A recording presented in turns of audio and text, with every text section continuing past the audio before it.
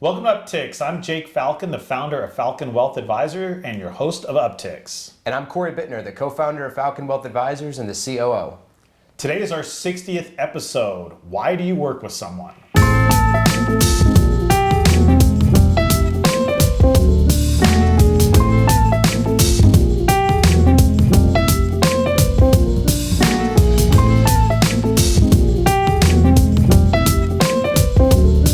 Okay, Cory, so for today's topic, we wanted to talk about why certain clients work with advisors and why advisors work with certain clients. So Okay. why don't you start off the conversation and kind of interview me, and we'll go into what clients should be doing as far as interviewing their advisor to work with them. Perfect. And that's where I wanted to start was I'm going to pose a scenario if I'm approaching retirement and I'm trying to figure out how I'm going to handle all the money that's in my 401k, my whole financial picture, how I'm going to make it all work. And I sit down with maybe a few different advisors that coworkers know and I was referred to. What questions should I be asking? Right, and maybe you should be, if you already have an advisor, I think you should also be asking these questions. That's good. Also a fair point. Yeah. So first and foremost, and I know we've talked a lot about this before, but you want to ask your advisor, or if you're interviewing a new advisor, are you a fiduciary with my assets all of the time with all of my money? And that's simply put, a fiduciary is somebody that's legally required to only act in your best interest. Now, in America, there's probably 300,000 advisors, and believe it or not all of them are fiduciaries. So you have to be careful. And I'm not saying that the brokers and the people that aren't fiduciaries are bad. It's just a different type of relationship. And I think it's probably just important for somebody to know the relationship that they're engaged in. Right. So just like my car salesman and the gentleman that I buy my suits from, they're not necessarily acting in my best interest. They're nice guys. I do trust them. I take their opinion, but I also know, hey, when I buy a suit, the guy's probably going to put a $200 shirt there, a $100 tie, try to make it all look good and package it up and upsell me a little bit. Sure. I got shirts and I got ties. Right. Right. So I just buy the suit typically, unless he really sells me on it. But again, he's a salesman. It's his job. Right. Right. But when I'm going to my attorney or I'm going to my CPA or my accountant, I'm not going for them to try to upsell me and sell me stuff. I go and I talk to my attorney and I say, hey, I'm looking for some legal help here. Are you acting in my best are you acting in my best interest? Or with my accountant, I don't want my accountant upselling me on, different tax services, or you should do this or that, knowing that they're going to make more money. And for whatever reason, that's not the standard in the wealth management, wealth advisory, financial advisory business. Will it ever become the standard? I don't know. Huge problem though. But because of the fact that it's not is the reason that we talk about it and sometimes even pound the table on it is just to make sure that people understand that relationship that they're engaged in. Right. And if you want to work with a broker, absolutely, that's completely in your right to do so. You should just be an informed consumer. Agreed. In our opinion, ignorance is not an excuse, right? So there's been a lot of talk, there's a lot of articles. You can Google fiduciary, and it's a simple question you can ask your advisor. Are you a fiduciary with all of my assets all of the time? And they should be able to show it to you in writing, and it's pretty simple to do that. Yep. Okay. So let's assume in meeting with your own advisor, or if you're interviewing a new advisor, and the answer to that question is yes. Okay, that box is checked. What's next? I would do a quick search on BrockerCheck. What's that? So BrokerCheck, you can Google BrokerCheck, and it's a website where you can search anyone that's licensed out there. You can type in their name, and it'll tell you on their background if they have any disclosures, meaning if they have any formal client complaints where they've had to either settle with a client because they mishandled their money or didn't explain something properly. And so it's basically a nice way to do a professional background check on somebody. And I wouldn't only put the direct advisor you're working with. A lot of advisors are working on teams now, so sometimes there's 3, 4, 5 advisors on the team. I would go do a quick search on all 5 advisors, right? And just make sure everybody on the team has a clean record. And if they don't, it's okay. But again, I would certainly be asking that question. I would go into that meeting and say, hey, I looked you up on BrokerCheck, and I noticed 10 years ago that you had to pay a $2 million settlement because you lost all of somebody's money or mischarged them, or you were doing something inappropriate. Can you please talk about that? Right, you want to know the answer to that question. Yeah, you know what I mean? So Sure. again, so one, in my opinion, you should be working with a fiduciary. And 2, whoever you're trusting with your money, you should look up their background on BrokerCheck, right? Just like if you were hiring a babysitter, pretty sure you're going to look up the background, right? Sure. If you're going to trust them with your child, well, if you're going to trust somebody with your nest egg, why not go take a look at their background and see, hey, have there been some disclosures? And if you still want to work with that person, I would ask for an explanation. I was like, hey, what happened? I see on your record here that you've kind of made some mistakes. What's going on there? And again, I'm not saying that mistakes aren't forgivable, right? And that doesn't make the person a bad person. But again, I'm going to keep going back to this. Ignorance is not an excuse. So yes, if you get into a situation and an advisor has a record of misappropriating people's funds and then they do that to you, well, really that's your fault because this person has a history of doing that and it's clearly reported.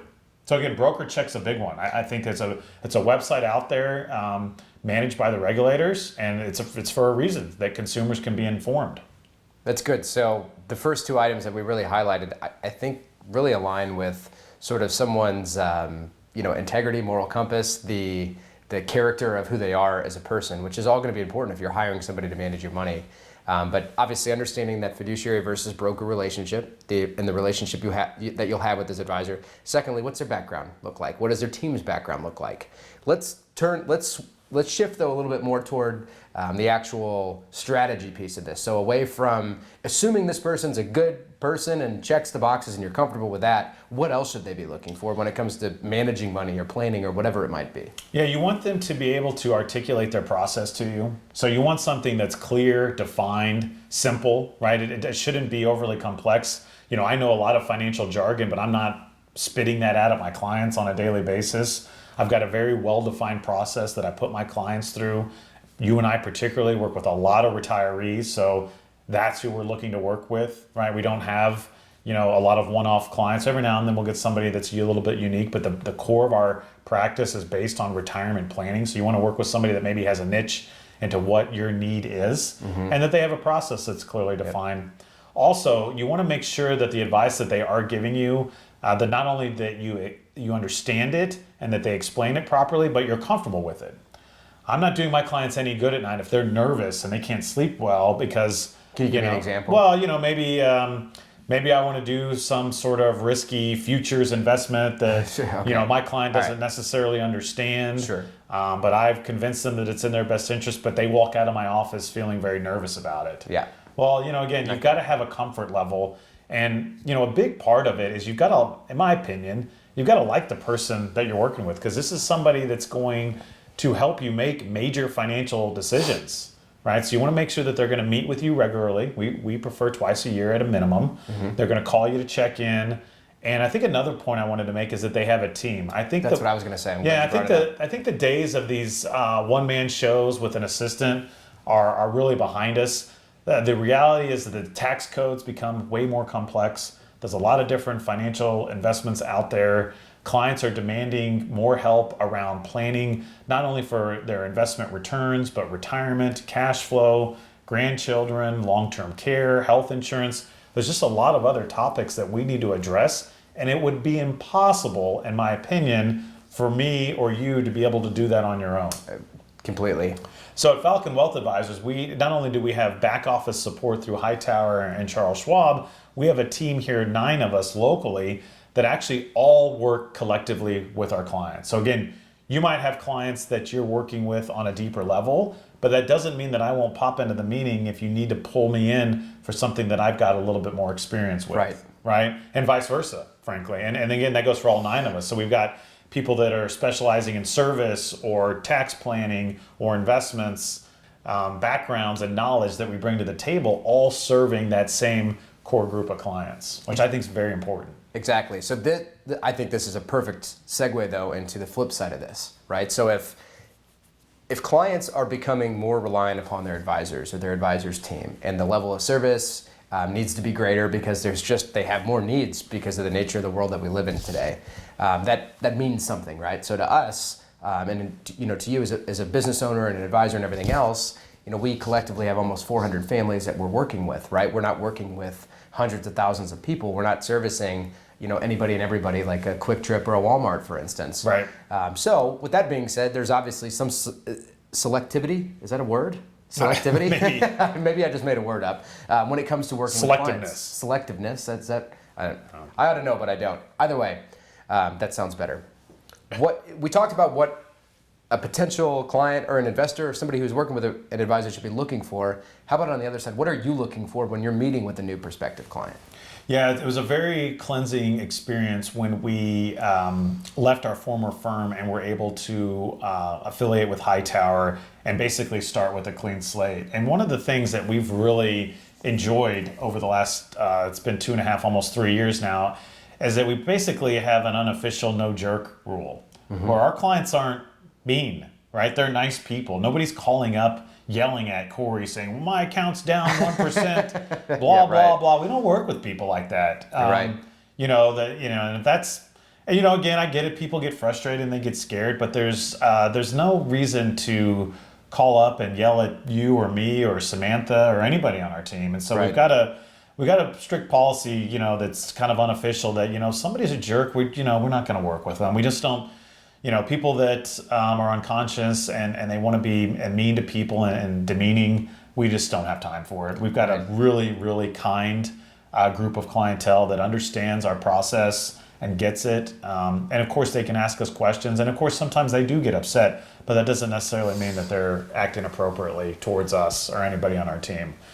So that's a big piece of it. And then again, we want intelligent people. I mean, again, I don't expect my clients to know all of the nuances of finance, but they have to be able to understand our process and what we're doing. So again, we've got a very bright group of clientele that aren't easily sold. There's a lot of advisors out there that will frankly lie to people. They'll do whatever they want to get their money. Yeah. And so our clients aren't easily sold on lies, that they go and they look for facts just like we do. We show them exactly what's going on paper and they understand it. So we work with kind, intelligent people. It's very important that we work with people that understand our process. Again, I don't expect them to know all the nuances that you and I know or the rest of our team, but they get it. They get what we're doing. They get why we're doing it. And if they ever have a question, they certainly can come to us and we'll explain it to them. And we'll explain it to them 10 times if they need to be. But again, we work with a clientele base that's intelligent and they're smart and they're well educated. And if they have a question, it's well thought out and typically researched. And so those are two big characteristics that we look for when we're working to work with people. The one other, if I may, the one other thing that I want to add to that is that we're looking for people that are looking for the service that we provide. In other words, we're not trying to reinvent the wheel or to learn how to do something that's totally, off the wall or different from client to client. The idea is we have our studies and our knowledge around the service that we're providing, and we know that that's what we believe that we can really provide well. We can really actually add value to someone's life and be impactful if they sort of fall in the range of the type of service we provide. So that's who we're looking for. That's a good point, because again, people come to us and they don't say, buy me a mutual fund. Right. We don't believe in mutual funds. We think their fees are way too high and you don't have any control or transparency. They want you to advise them. Right. So again, that's another good point. And because we're not salesmen, you don't come in here and say, well, I want to buy that blue suit and that brown suit. It's like, no. I'm a fiduciary. I think the blue suit's going to look best on you. It's going to accent your skin color, or your eyes, or your hair, or whatever. And that's what people pay us for, is that advice. So that's very good that, again, we want people that can benefit from the value that we bring. And again, we're doing a lot of retirement planning. So that's our big core of what we do. We also help with insurance needs, if it's estate planning, if we need to bring in an attorney, other financial organizational items as they pop up. But you're right. So we're planning based also. So typically almost all of our clients, I'd say it's probably 98% of our clients have a written financial plan that we've created for them. And then they buy into our investment strategy, right? Because again, we're not selling them annuities or mutual funds or, products that have a lot of fees associated with them. Yep. And I think one big part of planning that where you talked about retirement planning, another piece of what we're helping people with is tax efficiency. Right, that is something that it's a pain point for everyone, right? Is taxes, regardless of how much money somebody makes or doesn't make or whatever it might be. While I am a believer in paying my fair share as far as taxes go, I don't want to pay $1 over that. Wow. Which aren't you so charitable? That's the way that I believe, at least as far as Uncle Sam goes, right? Right, and that actually brings up a good topic. So as of the recording of the show, last night we had an event where we did a tax planning presentation, and Cory and I wanted to give a quick summary of 5 of the topics that we addressed in great detail last night. And if you're listening or watching this show and you'd like us to go into it in greater detail for your situation, certainly you can reach out to us and we're happy to do that. But the first topic we talked about was if you're younger or you're still employed at least, is tax diversifying your savings. And basically what that means real quick is that you can put money in a 401k that's typically pre-tax. You can put money potentially in a Roth IRA that's after tax but it grows tax free. Right. Or you can put money in a brokerage or a savings account and that's basically pay taxes as you go. The whole idea is that these three nest eggs are all taxed differently. And so when you go to retire, a perfect scenario would be maybe you have a third in a 401k, a third in a Roth IRA, and a third in a brokerage or a savings account. That way, if Uncle Sam does change the rules, then you can pull from different types of accounts to keep your taxes lower. Certainly, this isn't advice, and that's not the way to necessarily do it for everybody, but that is one strategy that we discussed last night. What's another one? Yeah, and then I talked about two different tax-efficient charitable giving strategies. The first of which is called donor-advised fund bunching. And what that really looks like at a very high level is if somebody's not able to itemize on their taxes because the standard deduction has gone up so much in the last year or so, the idea is taking multiple years worth of charitable donations and putting them into this charitable giving vehicle or this fund, something that we help clients with. They can put several years worth of contributions into this fund. They can get the tax write-off in that one specific year, which might allow them to itemize, and then the money's invested and it's growing tax-free, and it can be donated to a charitable organization that they're choosing at any point in time. So really it's a way to optimize your tax giving, particularly if you're in a situation where you might have some deductions, but not enough to where you can itemize. This might be something to consider. Or if you have highly appreciated company stock, you can contribute stock and get the fair market value as a tax write-off. Right. Another topic that we discussed was if you're 70 and a half or older, you have an IRA. It's called a required minimum distribution that you must take. If you direct some of that to a charity, you could potentially avoid paying taxes on that required minimum distribution. So that's another strategy that we can go into further detail.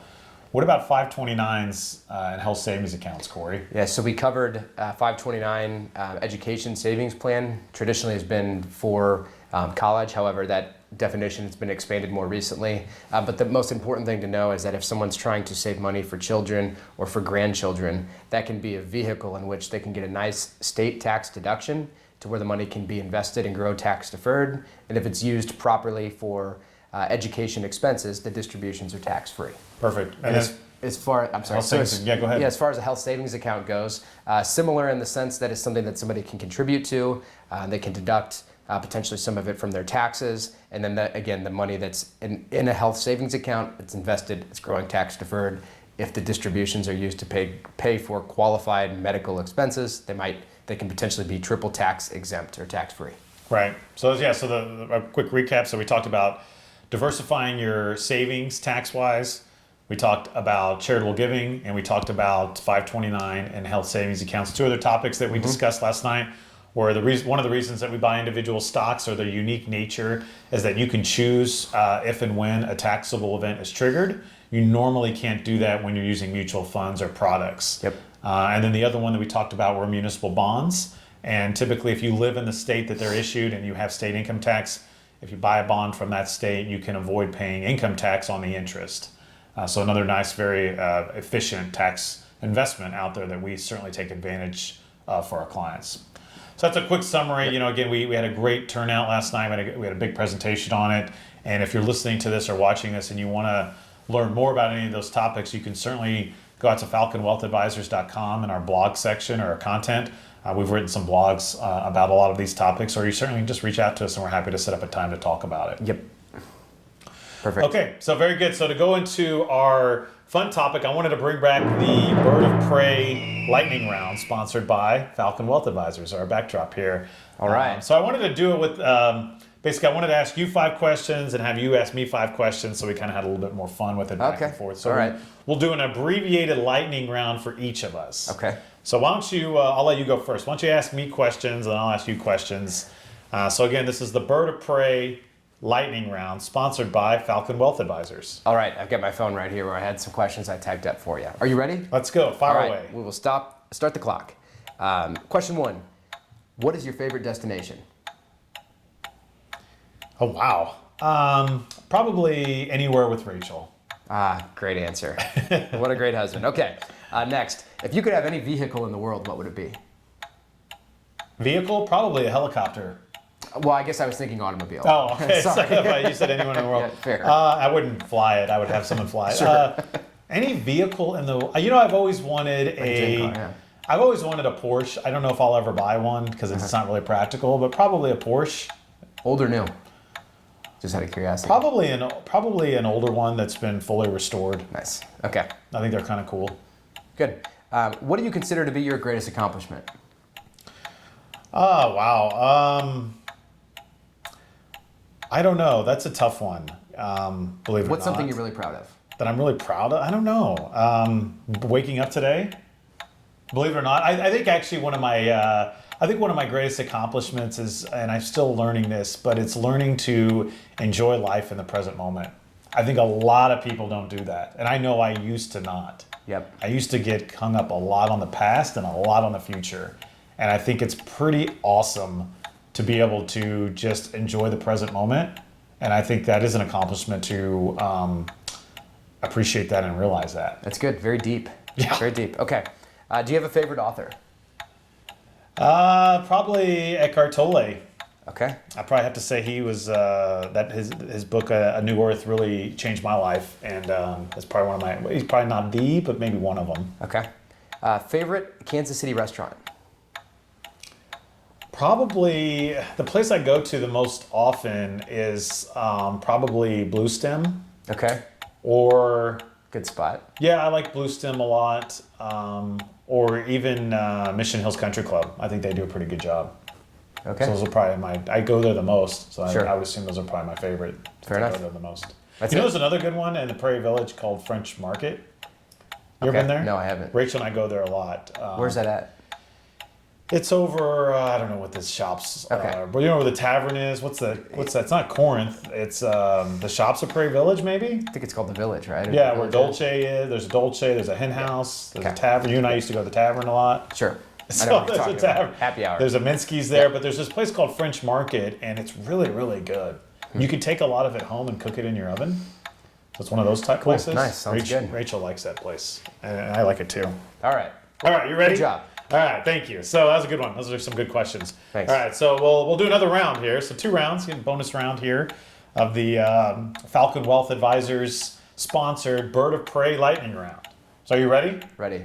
All right, you sure? Ready. Okay, so don't look at my questions here. I got I'm them not down. looking. All right, so who's going to win? I know you're a big baseball guy, so who's going to win the World Series? Not who you're rooting for. Who's going to win? Houston. Yeah. Houston. All right, perfect. Chiefs are started the year 2-0 as of the recording of this. What's their record going to be now?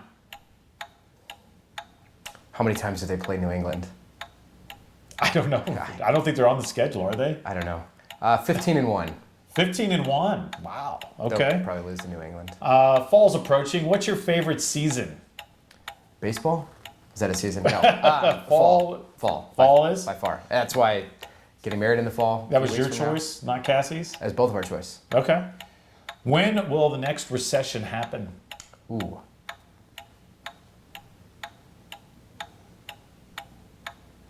$2021. All right. Big guess. Tried to Okay. guess. And again, we're not going to make any investment decisions. I'm going Right. to guess. 2021. All right. And what's the best advice you've ever received?